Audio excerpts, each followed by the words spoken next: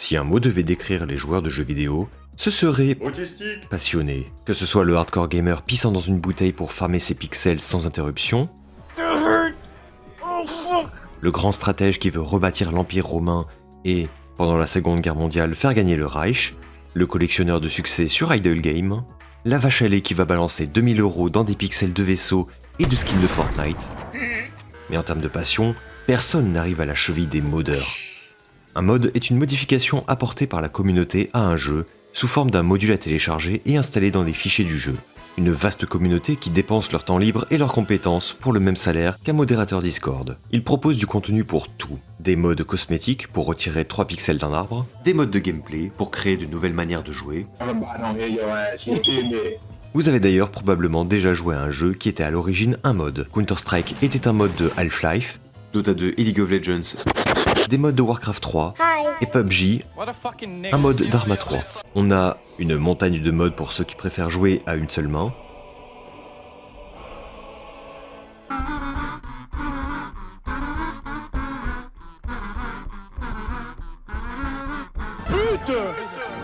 Les modes pour débiles mentaux, composés de mèmes, comme remplacer les objets dans Binding of Isaac par des têtes de Saul Goodman, les clés font un bruit de barre de fer, les bombes font miaou, un boss est remplacé par Peter Griffin, un autre par le Scatman.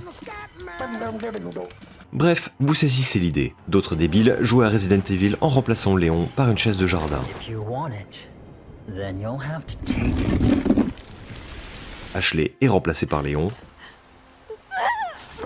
Why are you gay? You are gay. Mais elle revient sous forme de viseur. Voilà, bon, ce débile mental, c'est moi. Hein. J'ai 800 heures de jeu sur Binding of Isaac, on s'amuse comme on peut. Bref, tout ça pour dire qu'il y en a pour tous les goûts. Et quel meilleur goût que celui des larmes. Le site le plus connu pour les mods est Nexus Mod et par une écrasante majorité. Maison de modération, à géométrie variable. Transformer un personnage blanc en noir, c'est ok. Un noir en blanc, c'est un ban. Et ça, même si la couleur de peau du personnage n'est pas centrale à son identité. Et ça génère des larmes de droitard. Et bon, à part se plaindre sur leur compte Twitter à la photo de profil de statue grecque ou de Pépé la grenouille, il se passe pas grand chose. Ce qui assure une pluie torrentielle de larmes, c'est quand ça touche aux arcs-en-ciel. Ah là, comme c'est original. Pas très original, je sais, mais on arrêtera de sortir le popcorn en vous observant quand vous arrêterez de vous donner en spectacle. C'est le sujet d'aujourd'hui. Les mods et leurs auteurs si controversés que cela a abouti à leur track sur internet. On commence gentiment avec le fameux corps 1 et corps 2. On prend des risques à ce que je vois. La nouvelle manière de dire homme et femme. L'empereur n'a pas de vêtements et il est un corps 1, car tu ne peux pas retirer le haut d'un corps 2. Oblivion est donc passé par la moulinette postmoderniste. Premier réflexe des modeurs, rétablir cette injustice. Pas si vite, s'exclament les nettoyeurs de chiottes de Nexus Mod qui s'empressent de justifier leur salaire de 0 € par mois en bannissant le modeur. Les larmes de rage impotentes coulent dans la sphère droitarde YouTube et s'empressent de faire leurs vidéos putaclic de 10 minutes pour ce succulent revenu de pub. Le cycle de vie normal dans les jeux vidéo depuis 2010. Sauf qu'un élément extérieur est venu chambouler cette chaîne alimentaire, le chinois. Feng Shui publie une traduction du jeu en chinois, sauf que dans la Chine des Chinois, Nous avons affaire à des Chinois de Chine, ça ne marche plus. les gens ne sont que des numéros, mais pas leur sexe. Donc, il inclut les caractères pour hommes et femmes. Son mode est retiré du site, ce qui attire la colère de la colonie. Il décide de faire pression sur Nexus Mod en se désabonnant massivement de leur option payante premium. L'effet est immédiat et le mode est rétabli, ainsi que le mode original pour ne pas paraître hypocrite. Non pas sans fermer les commentaires et épingler un message pour expliquer que le bannissement du mode original n'était pas du tout politique, mais parce que l'auteur était un petit troll. Pourquoi la pression chinoise lui permet de revenir si c'est le cas, aucune idée. C'est évident que le contenu est la cause du ban. Pareil pour un mode de Spider-Man qui remplaçait tous les drapeaux LGBT de New York. La modération a perçu ça comme une attaque, a raison, mais ne prétendait pas l'impartialité. Et tout ce que ce modeur a fait, c'est activer une censure pour le Moyen-Orient qui existait dans les fichiers du jeu. Mais tout ça, c'est petits joueurs. C'est des gars qui ont mis 15 minutes à changer un fichier de configuration. Qu'est-ce qui se passerait si on concentrait des centaines d'heures de travail, une communauté enclavée sur leur propre forum, un dédain pour l'arc-en-ciel et un refus catégorique de voir la lumière du jour? On obtient Sir Aelin et Realms Restored.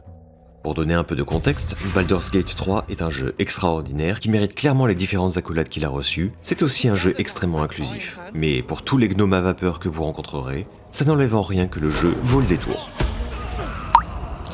À la fin de l'acte 2, vous rencontrerez un personnage, Dame Aelin. qui est littéralement le preux-chevalier au secours de la veuve et de l'orphelin, complète avec une paire d'ailes et armure rutilante. Si vous décidez de la sauver, vous découvrez qu'elle est aussi en couple avec la prêtresse du village, Isobel. Pour la plupart des gens, c'est ok. Même le plus homophobe des gamers, sa catégorie préférée sur le hub, c'est le ciseau. Pas selon une équipe de modeurs qui décide de complètement remplacer Dame Eileen par son équivalent masculin. Ça veut dire nouveau design, portrait, modèle en jeu avec physique des vêtements, en cinématique et en combat. Nul à chier. Nouvelle voix générée par IA avec 700 lignes de dialogue et 150 PNJ modifiés dans leur façon de se référer à elle, lui. Des centaines d'heures de travail, et faut bien avouer que le résultat est réussi, hormis le petit couac ici et là. Nul à chier. Le mode est publié sur Nexus Mode et attire la colère de la communauté tolérante qui s'empresse de dox et harceler ses membres, dont une modeuse qui publie une vidéo déplorant la situation. The handsome knight in shining armor, strong and stoic. Elle montre aussi être une femme d'origine indienne, ce qui contribue au stéréotype que les groupes de racistes sont ironiquement plus divers que les antiracistes. Hey, petite découverte de dernière minute, je pensais exagérer, mais Nexus Mode a une page team. Et le seul nom blanc, c'est leur chien. Est-ce que cette nana a contribué au projet juste pour satisfaire son envie d'avoir son preux-chevalier? Peut-être. Le reste de la bande par contre, c'est du lourd. En plus du mode sur ce personnage, ils en sortent pour rétablir la dignité des femmes, donner plusieurs skins alternatifs aux compagnons noirs, son père inclus, pour supprimer toute romance et personnage LGBT du jeu, par exemple le gros barbu qui mentionne son mari maintenant à une femme. L'ex du vampire flamboyant a été transformé en femme, un personnage voicé par un youtubeur trans est redevenu homme. Les seuls qui sont autorisés à rester LGBT sont les personnages dégénérés.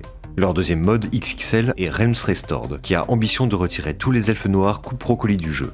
Et vu que ça représentait 1500 PNJ, ils ont piqué des modèles sur Nexus Mode. Non, c'est pas éthique, ils volent nos créations. Le forum qui vous traite régulièrement de pédale n'a pas de respect pour votre propriété intellectuelle. Étrange ça. Et eux gardent leur mode open source. Et pour avoir refait toute une campagne avec ces modes d'activer, c'est des connards, talentueux. Faut bien admettre que ça aide à la cohésion générale de l'univers. Si tu as grandi avec l'image des elfes de Tolkien, ne pas rencontrer tous les 3 mètres la population de Seine-Saint-Denis avec des oreilles longues, ça te garde dans le jeu. Et c'est pas comme s'il y avait pas de place pour les populations racisées, hein, on a les orques pour ça. De même, si je n'ai pas envie de me faire ouvrir le pétou par le mage du groupe car le tour de magie qu'il voulait me montrer était de sortir une savonnette de son chapeau, c'est mon droit. Et de toute façon, modder un jeu solo, ça ne regarde que toi. Si tu as envie de gâcher ton expérience en crachant toutes les 30 minutes pour donner au squelette un bonnet dé, grand bien t'en face. Hey, comment ça va depuis le temps? Cette vidéo est restée dans le purgatoire de production pendant trop longtemps. Et vous l'aurez peut-être remarqué, je la sors pas au niveau de qualité que je voudrais. Changement de stratégie de production pour accélérer tout ça. Restez à l'écoute pour plus de shitpost.